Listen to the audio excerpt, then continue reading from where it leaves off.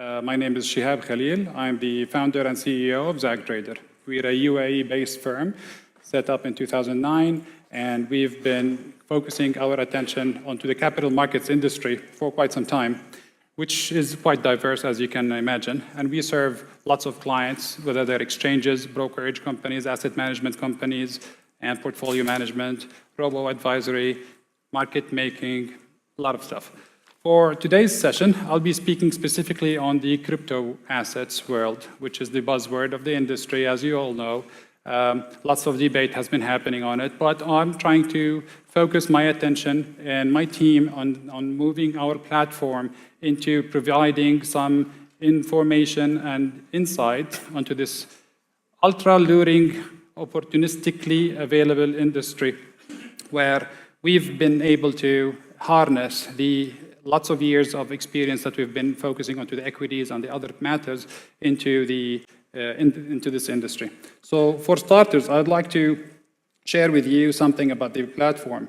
A platform is all web-based. It has front-end, middle office, back office, integrated accounting, everything you would need to have in a single platform. It's a framework that an asset management can work on and to offer global exposure to their clients. We've integrated this to global data vendors, information vendors, research, and so forth. But as I mentioned, for today's session, I could be talking for so many hours. I've got 5 minutes remaining, so I'll be initially focusing onto the problems of this industry, the cryptocurrency industry.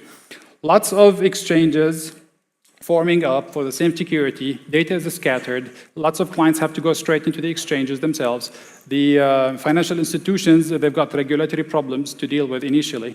You've got the professional users who cannot wait and trade, and I've heard while I was in the backstage, some few of you do trade.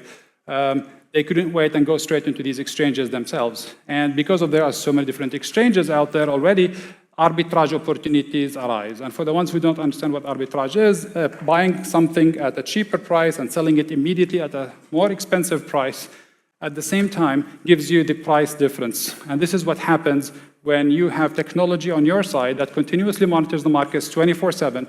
And when a problem happens in the markets and a gap happens, you'll be able to view these opportunities.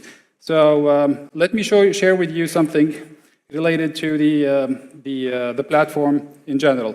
So for this session as well, we'll be focusing on two specific exchanges. One of them is called Binance, or Binance. I'm not sure how the founders have spelled that, and Bitfinex. And both of those exchanges have various assets listings under them. So you've got Binance and you've got Bitfinex and so forth. So for the most popular one, we will be focusing on today's session on the BTC USD, which is the Bitcoin itself, the one that started it all. We've taken a different perspective on how to deal with this. We've taken, since we have the back end and the accounting modules into the platform, we've created a currency in our platform, called it the BTC currency. And the financial institutions will be able to use that BTC as a currency instead of a digital asset. It's a debate, an asset. ICOs are happening all around us. For various regions, you could be buying the tokens for that matter. But a BTC, in my opinion, it's been derived from the demand. The scope of it is basically related to the demand and the remittances. So once we create a BTC, it allows you to begin to interfacing to these exchanges. So we've integrated Bitfinex, as I mentioned, and other exchanges. We created a new dashboard that we've created these securitized symbols ourselves. So we created spreads. All of these are symbols. We created them out of thin air. And these are spreads between X versus Y in various exchanges. And we've created certain ratios, the price of Bitcoin to gold, price of Bitcoin to silver, gold to crude, etc. These ratios will help us in understanding the rubber band effect sometimes. We know this is a normal ratio. When something really wrong happens, it's immediately going to pop back up sooner or later. And all of these ratios are now chartable as well. One important element that I want to take a look at here is to zoom in into these four securities that I just chose to handpick for you today.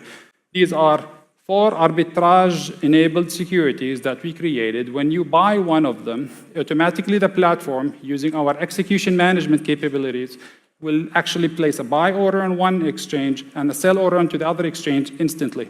And you'll be able to buy the security, the same security on two different exchanges and sell it. So if we take a look at these ratios here, you should be a buyer if it's less than 1, and you should be a seller if it's above 1. And let me show you some different charts of how these things look like. This is like the normal gold chart. This is the Amar properties chart. But this is an uncommon chart. This is representing the price difference between the same security in multiple exchanges at the same time. If you notice, early this morning, I was even taking a quick look at it, there were genuine opportunities where if it falls under the 1, which is right above here, this is where both exchanges, in this example, have the prices really close to each other. But if you had an automated way of capturing this and this into an opportunity, then you would be able to. To simply buy it, either I was just going to do it over the chart itself. So can I buy it? It's very tight, but I can still buy it. So I just want to buy 1 Bitcoin at market, and I have the funds for that, and the order is being processed, and the order has been placed successfully. If you noticed, I've got suddenly placed a buy order on one exchange and a sell order on another exchange. Both exchanges have confirmed the tickets, and I have just been able to buy at 396 and sell it at 401. So the difference is mine. Now, obviously, you need to take commissions into consideration and cash settlements and withdrawals into consideration. The tights for this example are extremely tight. I wouldn't be buying it myself, but we've got algos that even using the technology of ours where you can trade TWAP, VWAP, and a few other market-making principles, where if you applied some of those opportunities for an automated robot, that they can actually trade those while you're asleep. So this is where it ends today.